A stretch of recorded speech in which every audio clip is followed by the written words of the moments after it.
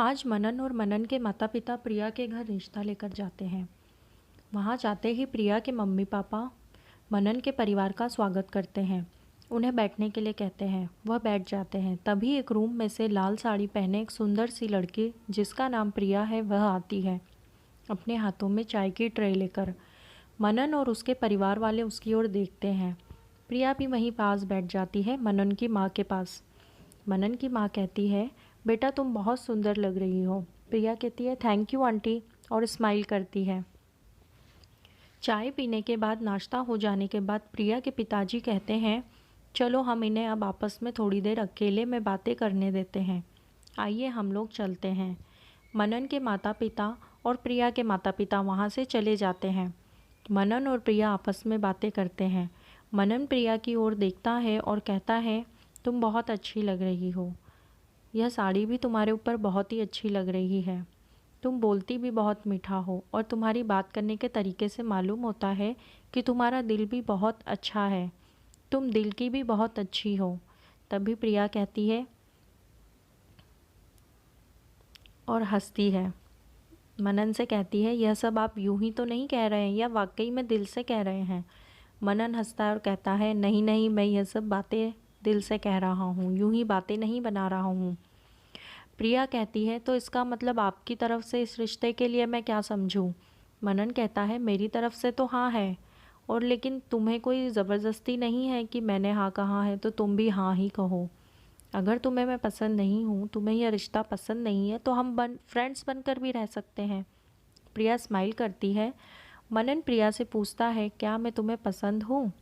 प्रिया कुछ कहने ही वाली थी, तभी दोनों के माता पिता वहाँ आ जाते हैं और प्रिया के पिताजी कहते हैं कि हो गई तुम्हारी बातें या फिर कुछ और बाकी है? और सब हंसने लगते हैं। थोड़ी देर बाद बैठते हैं, बातें होती है और मनन के पिताजी प्रिया के पिताजी से कहते हैं, हमें प्रिया पसंद है और मनन को भी प्रिया पसंद है। हमारी तरफ से इस रिश्ते के लिए हाँ है।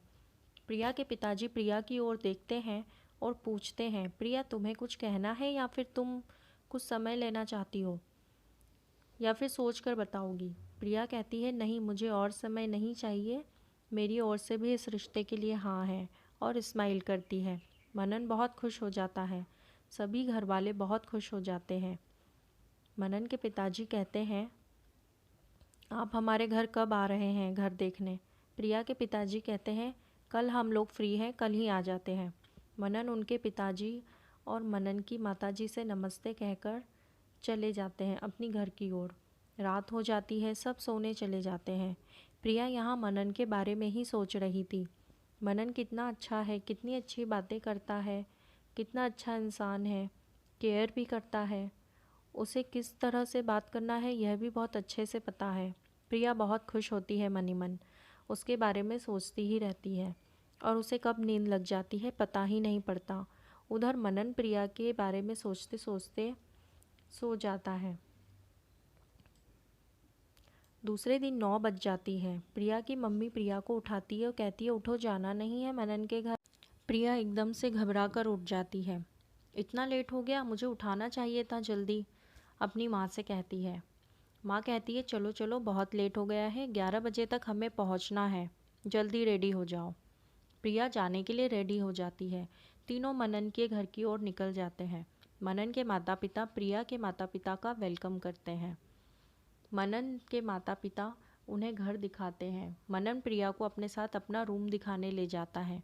जैसे ही वह मनन के रूम में एंटर करती है, उसके ऊपर फूलों की बारिश हो जाती है। प्रिया बहुत खुश हो जाती है और वह प्रिया के लिए गाना भी गाता है और उसे प्रपोज करता है। प्रिया कहती है, तुम एक ही दिन में मुझे इतना पसंद कैसे करने लगे हो? कितनी अजीब बात है ना। मनन कहता है, प्रिया मैं तुम्हें एक बात बताने वाला हूँ, मैंने तुम्हें पहले भी देखा था। प्रिया कहती है, हाँ मुझे पता है, पहले तुमने मेरे फ़ोटो देखा होगा। मनन कहता है, नहीं, उससे भी पहले। प्रिया कहती है, क्या मतलब? जब तुम बस में जाती थी, मैंने तुम्हें पहली बार वहाँ देखा था। मैं तुम्हें देखते ही रह गया था और तब मैं तुम्हें फॉलो भी किया करता था। एक दिन मैं तुम्हें फॉलो कर रहा था, तब मैंने देखा तुम्हें एक लड़का प्रपोज करता है। तब तुम उससे कहती हो कि अगर वाकई में तुम मुझसे प्यार करते हो तो मेरे माता पिता से मेरा हाथ मांग सकते हो, इतनी हिम्मत है तुम में। उस दिन तो मैंने सोच ही लिया था कि अगर मैं शादी करूँगा तो मैं सिर्फ तुमसे ही शादी करूँगा। और उसके बाद मेरे लिए कई रिश्ते आए, लेकिन मैंने मना कर दिया। और एक दिन माँ ने मुझे तुम्हारा फ़ोटो दिखाया, तभी मैंने शादी के लिए तुरंत हाँ कह दिया था।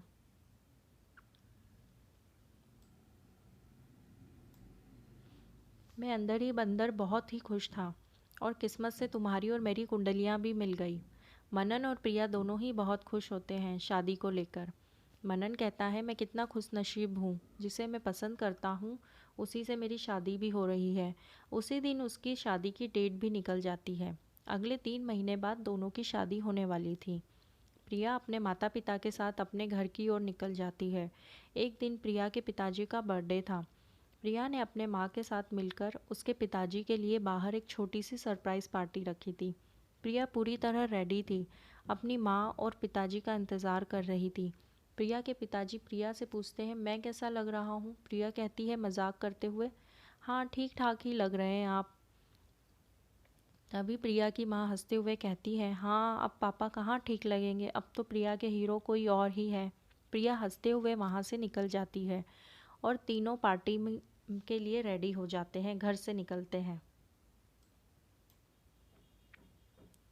रास्ते में जाते वक्त अचानक से उनकी गाड़ी का एक्सीडेंट हो जाता है और प्रिया के पापा बेहोश हो जाते हैं।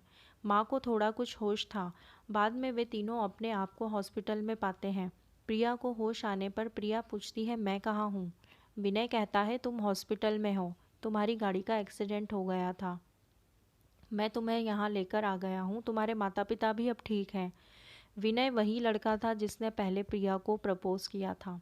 प्रिया आश्चर्यचकित होकर उसे देखती ही रह जाती है। वह बताता है कि मैं एक दिन तुम्हारे घर गया था, पर वहाँ घर पर कोई भी नहीं था। पास ही की आंटी ने कहा सभी लोग बाहर गए हैं। प्रिया, पहले तुम्हारे कहने पर सोचा था कि मैं तुम्हारे माता पिता से मिलकर हमारी शादी के बारे में बात करूं, लेकिन तब मेरे पास जॉब नहीं था। उसके बाद मैंने जॉब ज्वाइन किया और अब मैं ठीक तरह से कमा लेता हूँ। जॉब लगने के बाद मैंने तुम्हारे माता पिता से मिलकर हमारी शादी की बात करने के लिए सोचा, इसलिए मैं तुम्हारे घर गया था। प्रिया विनय की ओर देखती है और रोते हुए कहती है कि अब तुम्हारी और मेरी शादी कभी नहीं हो सकती, क्योंकि मेरी शादी तय हो चुकी है मनन के साथ। मनन एक बहुत ही अच्छा लड़का है। मैं सिर्फ तुम्हारे लिए पूरे परिवार का मन दुखी नहीं कर सकती, मैं उसके साथ बहुत खुश हूँ। विनय प्रिया की ओर देखता है, उसकी आंखें भीगी भीगी सी थीं, और प्रिया को कॉन्ग्रेचुलेशन कहता है और यह कहते हुए उसका गला भी भराता है, और विनय वहाँ से इतना कहकर निकल जाता है। प्रिया मनन को यह सारी बातें बताती है कि किस तरह विनय ने उसकी और उसके परिवार वालों की जान बचाई। अब कुछ दिनों बाद प्रिया और मनन की शादियों की तैयारी शुरू हो गई थी। सारे ही फंक्शन धीरे धीरे कर कर हो गए और शादी भी हो गई। दोनों बहुत खुश थे एक साथ। मनन और प्रिया हनीमून पर जाते हैं। हनीमून खत्म होने के बाद वे दोबारा लौटने के लिए तैयार हो जाते हैं। होटल से निकलते हुए अचानक से मनन बेहोश हो जाता है और वह वहीं गिर जाता है। प्रिया को कुछ समझ में नहीं आता है क्या हुआ। वह ज़ोरों ज़ोरों से चिल्लाने लगती है, मनन मनन तुम्हें क्या हुआ, मनन तुम्हें क्या हुआ। तभी वहाँ लोगों की भीड़ इकट्ठा हो जाती है और मनन को हॉस्पिटल लेकर जाते हैं। प्रिया भी उसके साथ ही थी। प्रिया रोते हुए घर वालों को इन्फॉर्म करती है। सभी घर वाले, मनन के माता पिता और प्रिया के माता पिता भी वहाँ पहुँच जाते हैं। प्रिया के माता पिता कहते हैं, प्रिया को हिम्मत रखो बेटा, सब ठीक हो जाएगा। मदन के माता पिता भी प्रिया को बहुत समझाते हैं। प्रिया लगातार रोती ही जा रही थी, उसकी तबीयत भी खराब हो रही थी। मनन को डॉक्टर ऑपरेशन थिएटर लेकर जाते हैं। सभी बहुत घबराए हुए थे कि मनन को क्या हुआ है, क्या होगा, वह ठीक तो हो जाएगा ना। प्रिया के माता पिता बहुत ही चिंतित थे अपनी बेटी की हालत देखकर। तभी कुछ देर बाद डॉक्टर बाहर आते हैं और प्रिया के कहते हैं, सॉरी हम उन्हें नहीं बचा सके। सभी घर वाले सन्न रह जाते हैं। प्रिया सुनकर वहीं ज़मीन पर गिर जाती है। उसे एक सदमा सा लग जाता है। यह सब सुनकर सभी घर वाले अपने घर आ जाते हैं। मनन की बॉडी को लेकर उसका अंतिम संस्कार किया जाता है। वहाँ मौजूद सभी लोग प्रिया से इस चीज़ के लिए दोषी ठहरा रहे थे। कहीं ना कहीं मनन के घर वालों को भी यही लगता था। प्रिया के माता पिता को यह सब देखकर ठीक नहीं लगा। इसमें भला प्रिया की क्या गलती थी। वह कुछ दिनों बाद तो प्रिया को अपने घर ही लेकर चले जाते हैं। प्रिया कई महीनों से कुछ बोली ही नहीं थी। ना वह रोती थी, ना वो किसी से बात करती थी। प्रिया का भी ट्रीटमेंट चल ही रहा था। पूरे 4 महीने होने को आ गए थे। प्रिया की हालत बहुत ख़राब थी। एक दिन प्रिया अचानक से घर से गायब हो जाती है। प्रिया के माता पिता पूरे घर में आसपास बहुत ढूंढते हैं, लेकिन वो कहीं भी नहीं मिलती है। काफ़ी समय हो जाने के बाद वह पुलिस स्टेशन जा ही रहे थे रिपोर्ट लिखवाने के लिए कि अचानक से प्रिया किसी लड़के के साथ घर में आती है और अपने रूम में चली जाती है और ज़ोरों ज़ोरों से रोने लगती है। मनन के जाने के बाद वह पहली बार रोई थी, फूट फूट कर रोती है। उसके पिताजी उसे चुप करवाने के लिए जाते हैं, लेकिन प्रिया की मम्मी कहती है उसे रोने दीजिए, उसका मन का दुख बाहर आ जाएगा, उसका मन कुछ हल्का हो जाएगा, वरना अंदर ही अंदर घुट कर रह जाएगी। मनन के जाने के बाद उसे सदमा लग गया था। प्रिया जिस लड़के के साथ आई थी, यह वही लड़का था जिसने प्रिया को प्रपोज़ किया था और एक्सीडेंट के समय प्रिया के माता पिता और प्रिया की जान बचाई थी। वह था विनय। प्रिया के माता पिता विनय को पहचान लेते हैं। कहते हैं, बेटा तुम तो वही हो ना जिसने हमारी जान बचाई थी। विनय कहता है, हाँ अंकल मैं वही हूँ। मुझे प्रिया बीच रास्ते में मिली, वह कुछ बोल नहीं रही थी, कुछ बता भी नहीं रही थी, तब मैं उसे यहाँ ले आया। प्रिया के माता पिता कहते हैं, तुम्हें हमारे घर का रास्ता कैसे पता चला? क्या प्रिया आपसे बात कर रही थी, कुछ बताया उसने?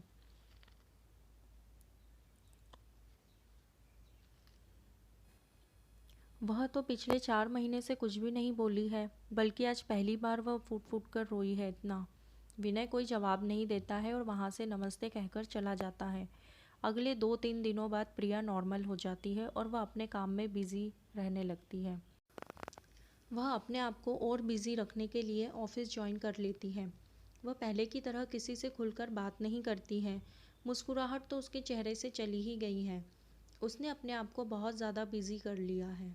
विनय फिर दोबारा से प्रिया से दोस्ती करने की कोशिश करता है और धीरे धीरे प्रिया और विनय की अच्छी दोस्ती भी हो जाती है। अब पूरे 6 महीने बीत जाने के बाद प्रिया विनय के साथ हंसती बोलती हुई है और प्रिया के माता पिता यह सब देखकर खुश भी होते हैं। प्रिया के पिताजी प्रिया से शादी की बात के लिए कहते हैं। पूछते हैं, विनय तुम्हारा बहुत अच्छा दोस्त है ना, क्या तुम उससे शादी करोगी? प्रिया शादी के लिए मना कर देती है। कहती है, मैं अपने काम में बहुत बिजी हूँ, मेरे पास इन सब चीज़ों के लिए अभी वक्त नहीं है। आप प्लीज़ मुझसे इस तरह की बातें मत किया कीजिए, प्रिया अपने पिताजी से कहती है। प्रिया के पिताजी चुप हो जाते हैं और आगे कुछ नहीं कहते हैं। कई दिन बीत जाने के बाद एक दिन विनय भी प्रिया को शादी के लिए प्रपोज करता है। उस समय भी प्रिया उसे साफ मना कर देती है। ऐसे दिन महीने बीत जाते हैं। एक दिन प्रिया अपने घर से कहीं जा रही थी, तभी उसे किसी गाड़ी ने टक्कर मार दी। प्रिया लहूलुहान होकर गिर जाती है। उसे वहाँ मौजूद लोग तुरंत हॉस्पिटल लेकर जाते हैं। हॉस्पिटल से प्रिया के परिवार वालों को बुलाया जाता है। प्रिया की हालत बहुत गंभीर थी। वह अपने माता पिता को देखती है और विनय को बुलाने के लिए कहती हैं। प्रिया के माता पिता विनय को बुलाते हैं। विनय को इस बारे में कुछ भी नहीं पता था। विनय हॉस्पिटल में आता है और उसकी हालत देखकर दंग रह जाता है। उसकी आंखों में आंसू आ जाते हैं। प्रिया को ऐसा लग रहा था कि अब मेरा आखिरी वक्त है। वह विनय से कहती है, आगे की लाइफ में तुम्हारे साथ ही रहना चाहती थी, पर अब आगे क्या होगा मैं नहीं जानती। अगर मैं ना रही तो तुम मेरे माता पिता का ध्यान रखना। प्रिया के इतना कहने पर विनय की आंखों में आंसू आ जाते हैं और वह प्रिया का हाथ पकड़कर कहता है, ऐसा मत कहो। विनय कहता है, प्रिया तुम मुझे छोड़कर मत जाना। तभी डॉक्टर आ जाते हैं और सभी को बाहर जाने के लिए कहते हैं। प्रिया का ट्रीटमेंट चल ही रहा था। ऐसे 15-20 दिन गुजर जाते हैं और प्रिया को हॉस्पिटल से डिस्चार्ज कर दिया जाता है। इस दौरान विनय प्रिया का पूरा ध्यान रखता है। अब प्रिया पूरी तरह ठीक हो चुकी थी। अब दोबारा प्रिया के पिताजी प्रिया से विनय के बारे में पूछते हैं, क्या तुम विनय को जीवनसाथी के रूप में अपनाना चाहती हो? उसने तुम्हारा हॉस्पिटल में और हम दोनों का घर पर बहुत ध्यान रखा।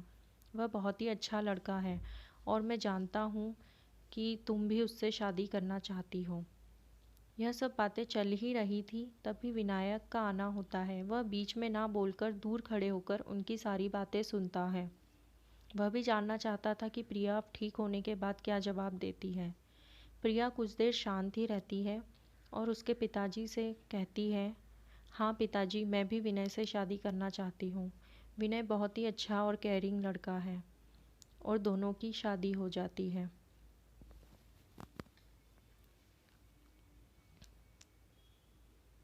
गाइस, अगर आपको स्टोरी पसंद आई हो तो please like, subscribe and share. Thank you.